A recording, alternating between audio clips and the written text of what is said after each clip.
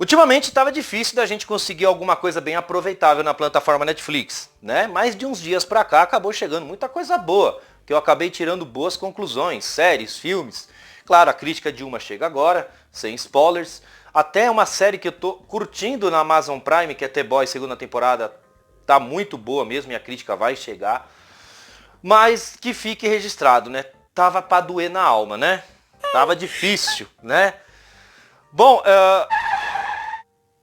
sim, galera. Antes, um recadinho. Se você é um super ultra maníaco em colecionar coisas, se liga só o que esse cara colecione, o tamanho da coleção que ele tem.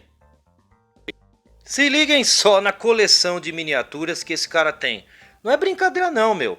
Não é coleção de 20, 30, 50 carros. Milhares. Tem carro, tem moto, tem helicóptero, tem avião, tem trem, tem espaçonave. O cara manda muito bem. Tem até um mosaico ali, uma estante, um balcão cheio de cores. Sensacional. Para quem aí tem interesse em colecionar e coleciona veículos, miniaturas, eu vou deixar na descrição do vídeo o contato. É só me chamar, tá? Vocês vão ver lá que eu vou estar explicando. E aí eu vou passar as informações de como a gente consegue colecionar isso, ok? Falem a verdade, o cara é um monstro sagrado. Eu tô parecendo o craque Neto falando, né? Mas o cara manda muito bem. Brunão, forte abraço, tá registrado. Logo, logo a gente vai fazer uma coisa bem mais elaborada aí pra você ganhar um pouco mais de fama, né? Algo assim, ok? Agora vamos à crítica do filme. Roda a vinheta.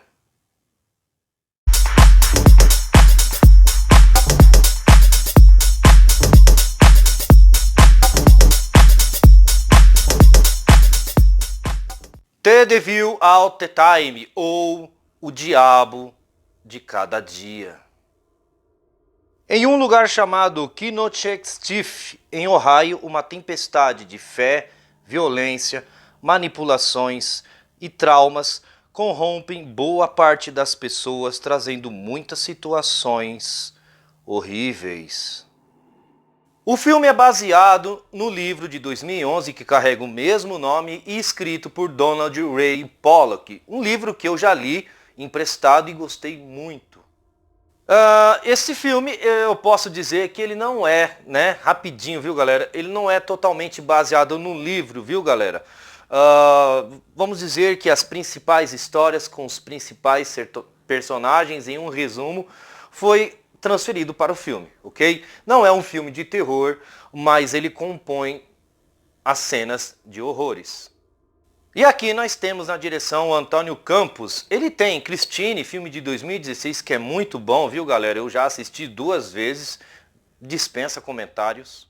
E aqui ele tem um bom controle do tom, que é muito sombrio, e das ótimas tramas dentro do filme, que circulam muito bem encaixadas. E aqui ele explora muito bem as condições humanas, tanto como acabei me retratando, sobre a fé, a corrupção, há crimes.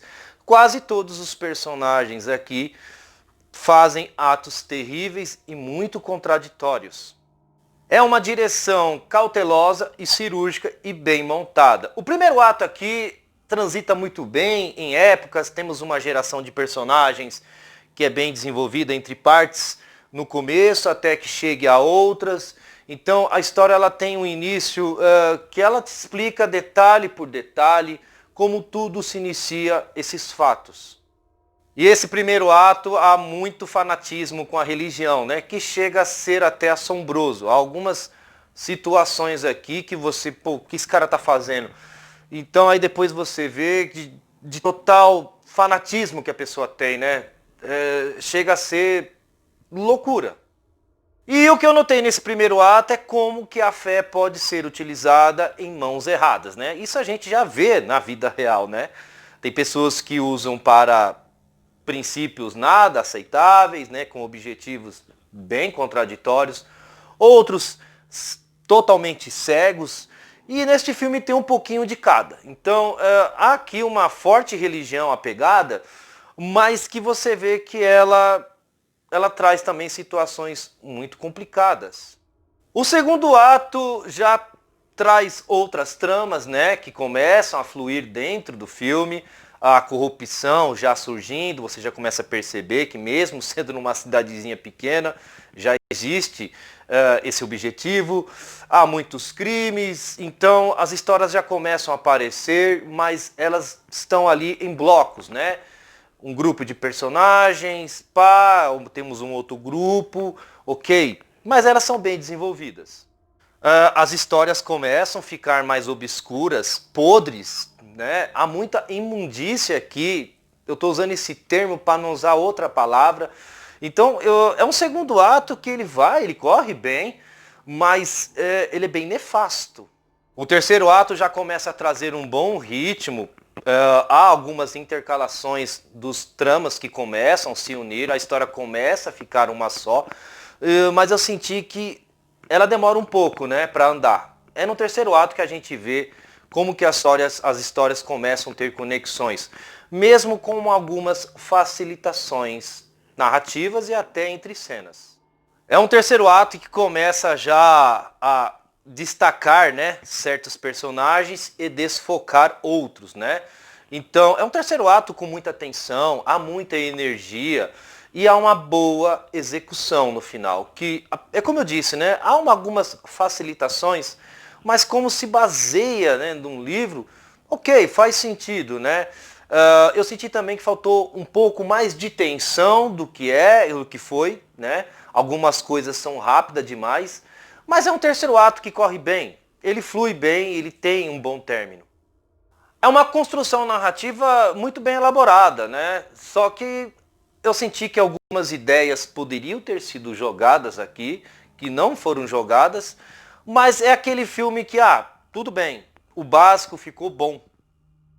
E os personagens aqui têm pouco espaço para mostrar o que são. Que alguns eu senti que por mínimo espaço conseguiu trazer algo, né? Mas uma coisa a gente tem que destacar, né? Faltou um pouquinho de desenvolvimento em alguns, que eu já vou chegar lá. E uma outra coisa que divide opiniões, né? É um elenco de peso. Muitas pessoas assistiram esse filme porque o elenco é muito bom. Que por boa parte, eu diria que 60% aqui estrutura muito bem o filme.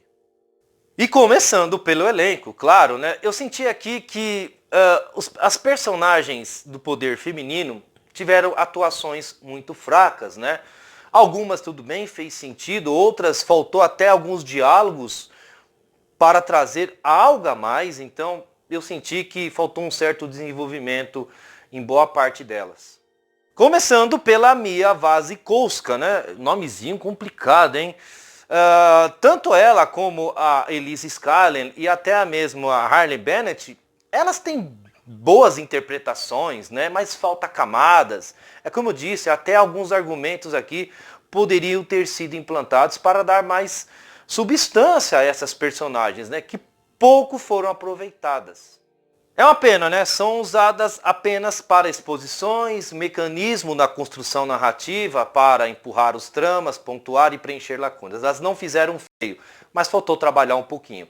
Exceto a Riley Kelg, que ela tem um certo, pequeno desenvolvimento, que, claro, não é uma personagem de se bater palmas, mas ela consegue, sabe, ter uma camada a mais do que essas. Ela comprometeu muito pouco. Já o Sebastian Stan e o Jason Clarke estão aqui no piloto automático, né? Eles não também fazem feio, mas são mais ali empurrados, né, pelo trama, eles não conseguem trazer bons arcos, não há muitas camadas, ou pelo menos não é muito desenvolvido através deles. Então, meio que eles têm boa presença, mas não surte muito efeito.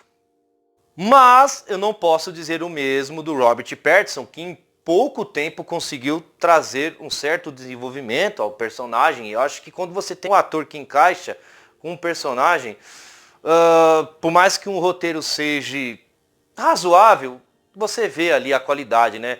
É um personagem que com o tempo você começa a odiar ele, claro, trouxe impacto dentro da história, ele não comprometeu. Mas quem foi o destaque é o personagem do Tom Holland, né? Muito bom, perfeito. Um personagem do bem, mas que é obrigado a fazer coisas do mal, né? Eu não quero mais entrar em detalhes, São grandes arcos, até alguns bem dramáticos e situações bem difíceis. Achei alguns diálogos meio robóticos, em algumas vezes eu percebi que o ator não estava encontrando o personagem, né? Não sei também, a gente não está acostumado a ver o Tom Holland atuando em outra função, outro papel, a não ser o Peter Parker. Mas mesmo assim, isso não é um grave problema, é uma coisa de adaptação. Ele foi para mim o melhor de todos, né? Há muita coisa ruim, né, que perturba ele, né? São traumas do passado, situações que ele acaba ali convivendo, que tem que enfrentar, são situações muito difíceis mesmo. Já a cinematografia, que é uma coisa que eu não esperava, também há boas variações aqui, né? Certas locações, cenários, muito bom. Há uma composição visual de vez em quando que conseguiu me engajar. E mesmo com algumas facilitações narrativas, a construção narrativa, ela é, né? Repito, bem encaixada. The Devil All the Time, ou O Diabo de Cada Dia, é sombrio, é tenso, é dramático, algumas vezes até melancólico, e em termos narrativos é muito eficiente. Mas achei que um pouquinho de claridade no tom aqui poderia ser usado em algumas situações. O filme é sombrio do começo ao fim e faltou um pouquinho mais de intensidade no final, né? Não são graves, né? Não é grave, eu não achei grave, mas algumas coisas na parte técnica, né, ficaram meio atropeladas, outras ficaram faltando, mas, repito, o elenco aqui é formidável e a forma como os personagens, eu diria de 60% a 70%, como são trabalhados, é muito bem eficiente. E eu não poderia trazer outra nota, né, como 7.7. Acho que é uma nota justa, né, de razoável a bom. E eu recomendo sim. Tá na Netflix há pouco tempo, vai lá, assistam, porque é muito bom mesmo. Bom, galera, por aqui nós terminamos. Tamo junto. Até a próxima.